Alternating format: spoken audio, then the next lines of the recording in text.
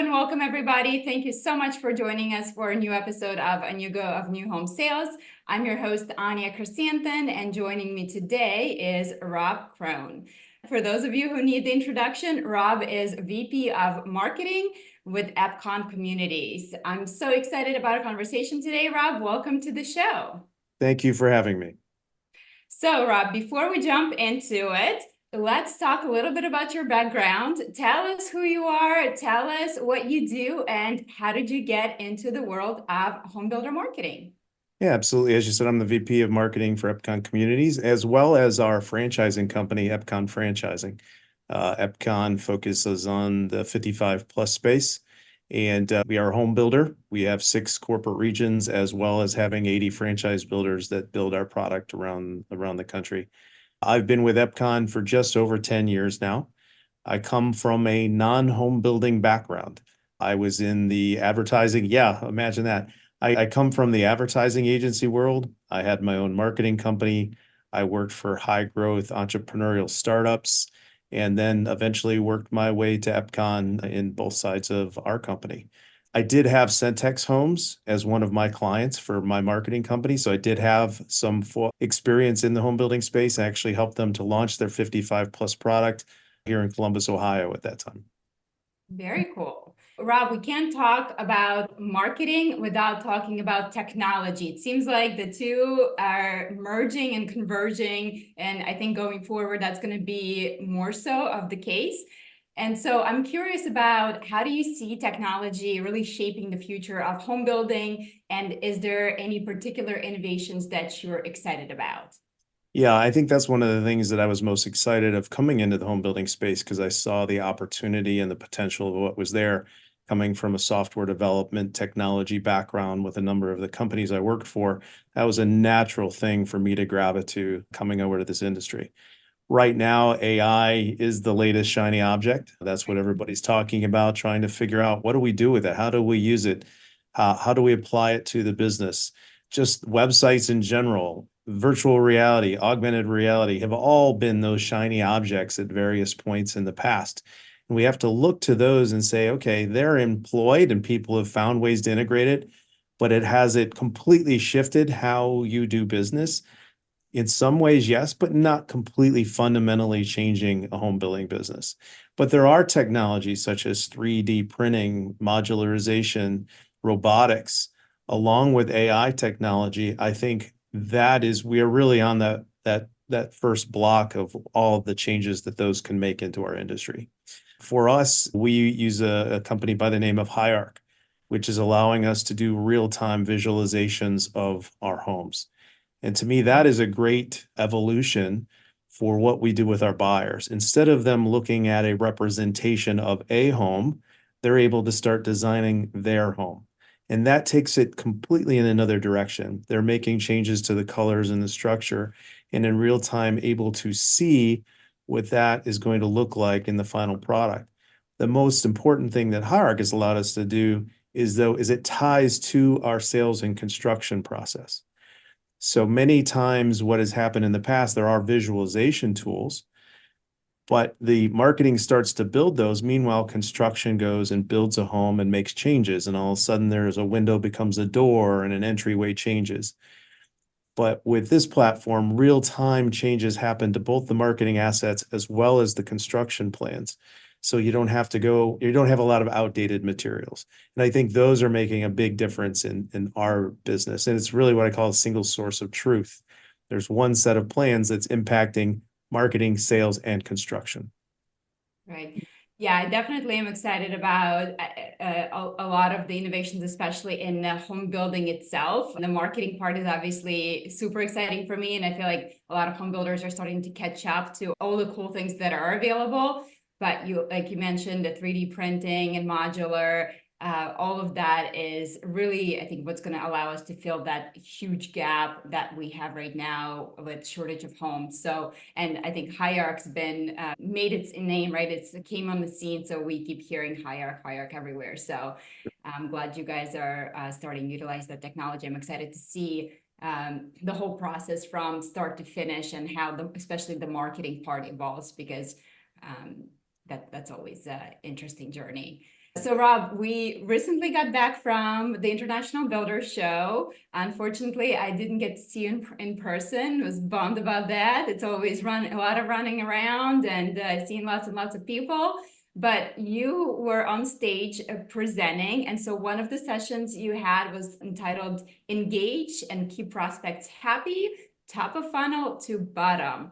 And when we chatted ahead of time, you had mentioned to me that one of the things you talked about was the evolution of the sales and marketing funnel. So can you talk to us a little bit about some of the misconceptions that you see builders having around that idea of marketing funnel?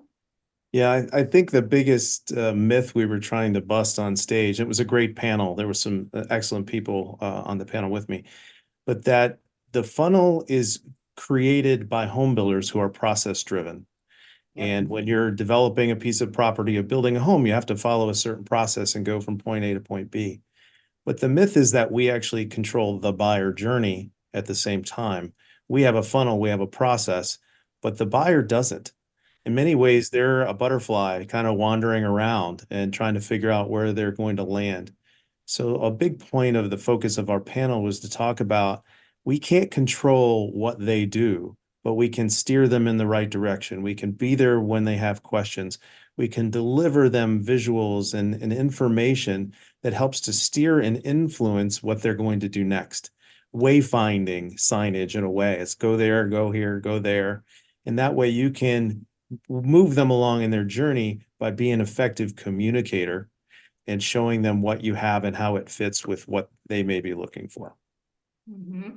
So since you deal specifically with 55 plus communities, let's talk a little bit about communicating to that particular demographic, because a lot of people still think, oh, 55 plus, those are like your grandma, grandpa. And the demographic has really changed, because I was thinking the other day, I'm 14 years away from being qualified to be in 55 plus community, which is crazy to me. Let's bust some of these kind of outdated assumptions and myths about 55 plus, and what do you see in that demographic happening right now? Yeah. Silent generation and baby boomers have very much dominated the 55 plus space for 15, 20 years now. But if you think about it, Gen X, which the oldest part of Gen X, which were built or which were born in 1965, they're now 59 years old. So there's already 4 years of Gen X that have moved into the 55 plus space, and that sometimes catches people off guard. I just had a birthday. I'm 1 year closer to being into that demographic. And so when you start to think about 55 plus market, the comment I always make is we are not assisted living. We are not wheelchairs and walkers. We're tacos and tequila. Our buyers are wanting to have freshman year in college again. They want to be around people their own age. They get their cultural references and in my life, bad dad jokes. But it's, can I be around people that are ready to go live and have fun and be doing adventurous things? That's what our communities are about. You think about from a technology standpoint, Gen X is the ones that built all the toys everybody's playing with today. From Google on down, that was a Gen X, those are Gen X led companies in many ways. And we've adapted to every technology that came along. I could still work an 8-track player as well as a CD player, as well as have an iPod. Every technology that's come along, we've figured it out, adapted to it, learned how to use it, and put it into place. And I think the minute people start to go, it's 55 plus, we've got to dial everything back. I think you're really missing the boat, especially with this generational change that's happening today. Meta continues to be in play, Instagram, YouTube, and TikTok. Because if you look where Gen X is, we're in all of those platforms because that's just how we are. We figure them out, we adapt to them, we employ them and go. My son, who is a tweener between millennial and Gen Z, he can't work a VCR. We still have one. Don't ask me why, but I asked him to try to figure out how to use it. He couldn't figure out how to put the tape in it. And it's like when you think about it, a technology advanced generation, but they only know what they know today, where Gen X is one that's figured everything else along the way. Yeah. some of the terminology you threw out there, like iPods, VCRs, the CDs, I don't know, some of our listeners may have to look those up. Yep, yep. But yeah, you're so right. It is crazy. Even thinking about myself, I remember having a Walkman, and today I was taking my daughter to school, and somewhere in my car there fell out a CD, which I have no idea where the CD even came from. And she's, Mom, put it in. And I'm like, how do you even know? But then I'm like, okay, she hangs out with my parents who are in their 70s, so they still use CD players. She sees that, but I'm like, wow, in your generation, you're not even gonna know what that was, let alone like a tape cassette player and rewinding the tape back and all the things we had to deal with. Exactly. Yeah. So I love how you said tacos and tequila. So for that generation. So talk to me a little bit about some of the amenities or some of the, what are preferences of that generation as far as like living conditions, or what are they looking for when it comes to a new home? Because obviously it's going to be very different from your old baby boomers. Yeah. The first thing you have to take into consideration is there is going to be a financial difference between early wave boomers, late wave boomers, and early wave Xers. The first wave boomers, which are 65 to 75, let's say, financially are the most well-off segment of our population. The homes that they could afford and what they were looking for met a certain criteria of wants and needs. And as you go into each next 10 years, that financial wherewithal falls. We did a research project a few years ago in preparation for the Gen X coming with the company Second Wave Research. And we looked at those three cohorts, early wave, second wave of boomers, and then the first wave of the Xers. And Xers actually have half the net worth of boomers at the same point in time. So in this same age range, the boomers had twice as much financial wherewithal as the Gen X has right now. So that's a first consideration, is the cost of the homes will be critical to have the right product mix and fit to your audience. Also start to think about communal spaces like large clubhouses for large gathering spaces. Baby boomers in general were a communal generation that they like to get together and do things together. Gen X is a lot more siloed, a lot more individual. They're into their own individual interests and not necessarily into the large communal spaces. So maybe the clubhouses can adapt or adjust to fit that. The Gen X is also very busy. I think we could all get into that within their work lives, their family lives. There's a lot going on to have to juggle. So how do you make it as easy as possible for them to learn about your company, your product, what you have to offer? The ability for them to self-direct, and I'm solid Gen X, so I'm speaking to myself as well. It's the ability to self-direct my own journey. I want to be able to find things and research things online myself. I want to be able to explore a home. I want to be able to come tour it in person on my own. I'll raise my hand when I'm ready to talk with someone. But if your process right now is you have to submit your information for me to talk to, I'm probably not going to do that until you've given me the things that I'm wanting and needing to research the home and the cost basis and everything else. That builds trust. That is going to build trust with a Gen X buyer, is if you've given me everything I've wanted, I've been able to research everything I've wanted, then I'm going to have trust in you before I've ever spoken to you. Where a lot of builders are believe I will build trust the minute I meet with you. And it's a mind shift. Yeah, and it certainly is different from the traditional baby boomers, that assumption that they want to be handheld and they really want everything to be over the phone and in person. So it's interesting that you broke it out into almost like a 3 different segments.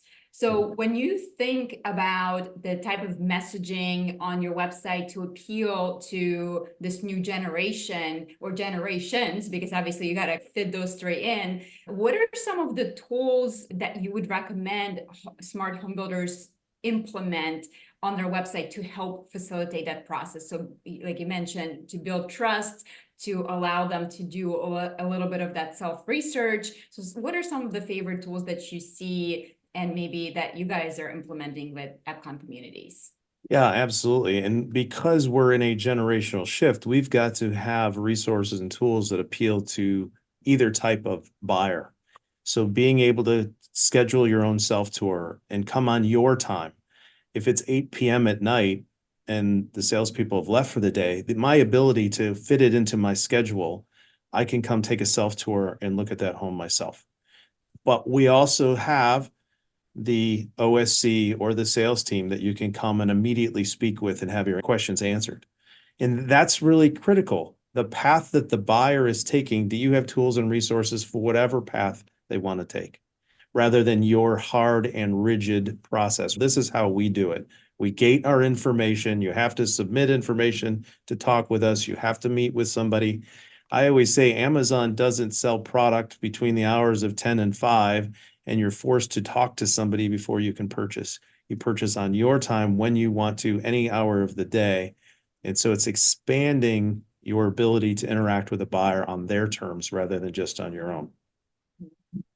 Yeah, I love that. I think the Amazon is always leading the way and showing us what's coming next. So one of the things that I'm really excited to see with Amazon is this year they've introduced Rufus, which is their AI assistant. So I haven't seen it in my own shopping cart yet, but I'm excited when it hits the general population so I can start testing that.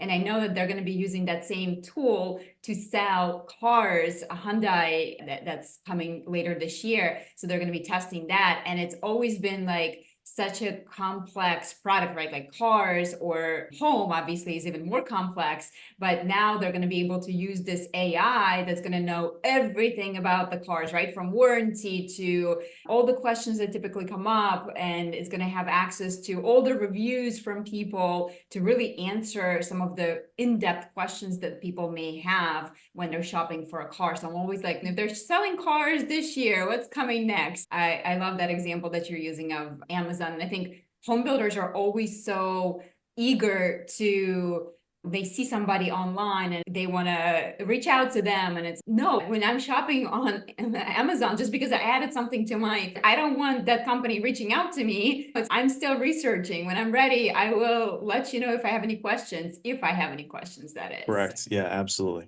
And you talk about AI and the search online functionality. I had some great conversations with John Lee from your company, Anewgo, and John brought some of those things to my attention of, instead of searching multiple sites and starting to tabulate the differences, that AI will be your personal assistant and do that work for you and deliver the results. And those are the conversations I love to have with people like John, just talking about what the future holds. Absolutely. Yeah, we're definitely in an exciting time when it comes to marketing and technology. It's going to be a crazy ride, especially over the next few years as AI starts to evolve. Strap in, I guess that's the best advice. Marketing never is boring. Yeah. Never. So, Rob, since you have so many different communities across the country, I'm curious if you can give us a little bit of a download as to what you're seeing maybe across the country as far as leads. The last couple of years certainly have been a little bit more challenging, coming out of that COVID craziness that we've seen now with interest rates starting to dip and then go back up, and you never know what's going on in any given week. So what are you seeing as far as leads, as far as traffic, and what do you see that's working right now to attract that 55 plus buyer? We use a full marketing mix. And by that, we use traditional as well as digital resources still. And I think if you funnel everything into one channel, you're missing opportunity. So between our digital, Meta continues to be, Facebook continues to be the primary channel for a boomer buyer as well as a Gen X buyer. They're all there.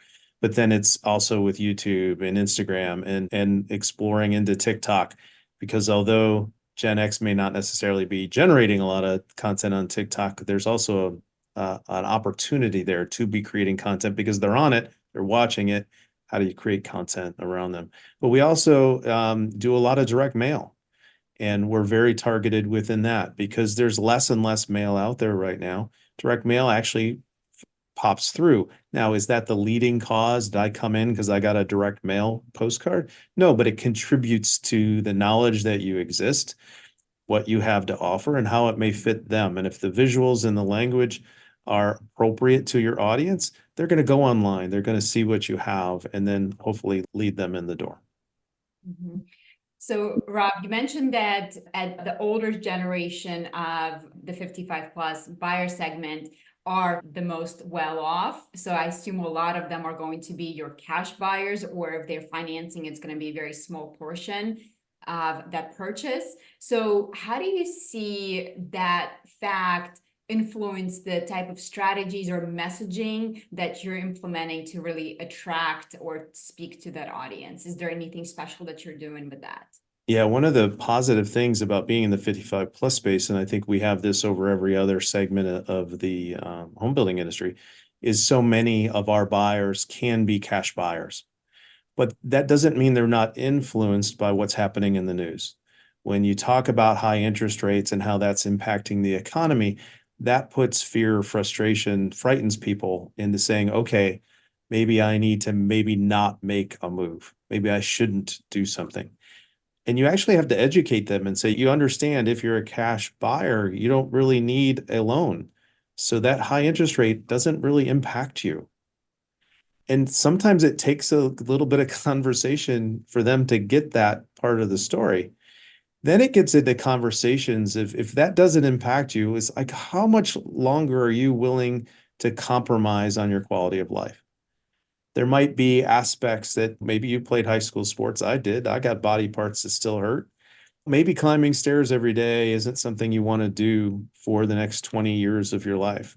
Maybe that big yard that you're dealing with and the big house that you no longer need because your kids have gone off to college. I still have one in high school, so getting ready to be that empty nester.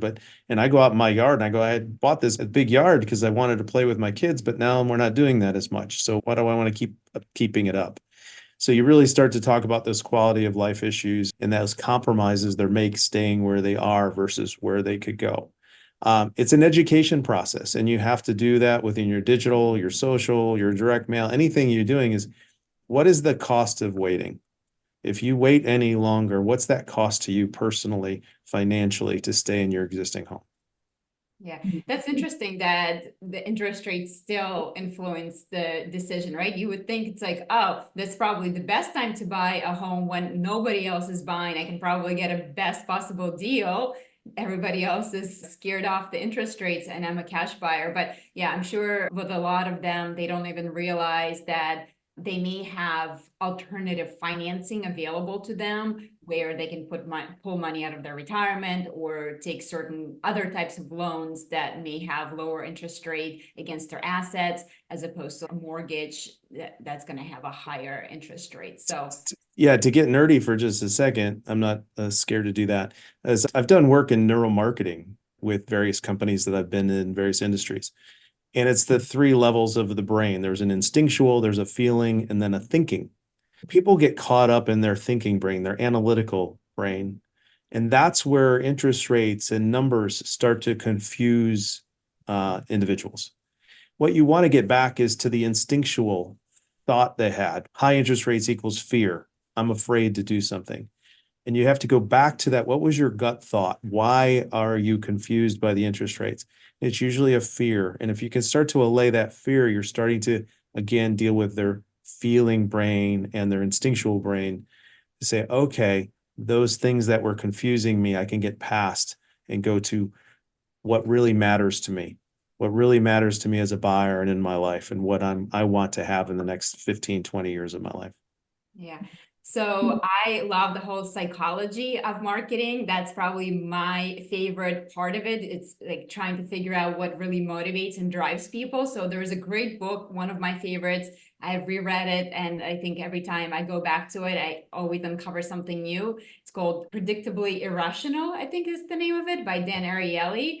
if you guys want to pick that up, it's a great book on marketing. And it's specifically what he talks about is that people are very irrational, but predictably so. Yes. He talks about different messaging. For example, when you say 50% off something versus like free option and how that affects people. And it's always really interesting to think about. So I would definitely pick up that book and it'll help you be a better writer. And I'm sure you could probably, if anybody wants to create a GPT, that would be a great book to put into the GPT to come up with marketing messaging, because it's just such a great book. So Rob, as we're wrapping things up, what are a couple of things that you really want to influence home builders with, or if they're thinking about what's going to be working in the next year or so, or like in this market, what are a couple of things that you would have them concentrate on as far as marketing and sales efforts go? One advantage that I have is I work not only with our corporate home building entity, but I also am a consultant to our 80 franchise builders around the country. And these questions come up a lot. Home builders are very good at understanding, developing land, building homes, revenue projections. What they're not great at is the marketing side of it, the psychological connection with buyers. And so my advice to our builders is often hire a professional, somebody that knows what they're doing. Don't leave it to chance. Your 16-year-old niece that's good at social doesn't necessarily equal revenue for your business. And that gets into revenue starts with marketing. I often use the term marketing and sales, not sales and marketing, because revenue starts with marketing. Somebody has to be aware that you exist, that you have something that they want, and how to contact you before you can then get into the sales process. So having a professional helping you in that regard, moving them through a process, but guiding them and getting them to the right people, getting them to sales so that they can convert them into a sale. It starts there. And look for proven results with anyone that you work with, not just enthusiastic activity. There's a lot of people, agencies, consultants that are all about activity, but do they have a proven track record that has generated revenue for your business? And that to me is a really key aspect of this. And you can lose a lot of money and time very quickly by going with the wrong resource, the wrong people or team. One other thing is if you want to understand the health of your business, it's not just your lead generation efforts, it's your referral level. Are you making your existing home buyers happy? Are they wanting to tell and talk about your company and tell other people to come buy it as well? If your referral program or referral percentage is not high, there's something to look at first before you go to start generating more leads. It's an operational question more so than anything else. Yeah, 100%. So Rob, do you think that 55 plus segment is more likely to refer if they have a good experience, or less likely? I'm curious, with the new age of reviews and everything else, where do you see that segment? I absolutely believe that's a segment that loves to tell everybody about the experience they had, good or bad. Right. And I think in any segment, they're willing to tell 25 people if they've had a bad experience, and they tell 5 if they had a good. So you need to figure out how to make as good of experience as you can so you get more of that word of mouth referral business. Yep, especially as they have more leisurely time and they're out and about talking to people. So yeah, they can be your best advocate or your worst enemy if They have a lot of free time. Yes. Exactly. Yeah. And Rob, I'm curious, what's your stance on agencies specializing in home building versus just like a general? Do you want a marketing agency that specializes in home building, or at least have had experience with home builders? Or do you think it's not that different from general marketing that they can pick up on it? Yeah, I came from outside the home building industry. So from a marketing lead generation, demand generation standpoint, I think if somebody has a proven track record of doing that in any industry, they can apply that knowledge into home building. When it comes to agency experience, I believe someone who has a major focus in home building is very important, because it is a very complex industry and it has its own rules and language and tone to what they do. So it is hard to take a generalist agency and adapt them into the home building space. So I think if you're hiring somebody internally, a proven track record of demand, lead generation, regardless of industry, but if you're working with an agency, they should be if not a specialist, have a major concentration in the home building space. 100%. Final question for you. Is there anything that maybe I didn't ask you today that you think is important for our listeners to know, or any other messages that you want to leave us with today? Oh, that's a great question. This is a dynamic industry and it is changing rapidly behind the scenes. And I'd say be ready for the technology company that chooses to become a home builder, as opposed to the technology company that's just trying to change the habits of home builders. That's when the change will happen very rapidly. And I would say it's probably happening behind the scenes. There's things happening right now behind the scenes that will come out in a few months or in a year from now that we won't see coming. And that's one that I see that's a definite possibility. The technology company that's just tired of trying to get people to change their ways and just says, okay, we're going to just go do it and show you what you should have been doing all along. I agree with you 100%. And I think we've talked about Amazon becoming a home building company one day. And if that happens, oh, I don't know. I think they're going to give us a run for our money. So definitely look out. So we better, get on board and give the customers the kind of experience they're looking for. And again, we are customers in our everyday lives. So just draw from your experiences, whether you're shopping for a car or even going out to restaurants. Just see what people are expecting, and are you giving them what they're expecting at the very least, right? Or is it so difficult to do business with you, to find pricing, to find options, to find any information on your website that people are probably just saying, you know what, forget it, I'm moving on to somebody else. And a lot of this has been about technology, but sometimes it's going back to fundamentals. Are you a person? Are you a company that people want to do business with? That will be the differentiation, regardless of bells and whistles that are put in place. Are you somebody I want to do business with? Do I trust you? Do I like what you're building? Do you build a quality product? It goes really back to the fundamentals and make that process easy and friendly. I agree with you 100%. Technology certainly can help the process, right? Yes.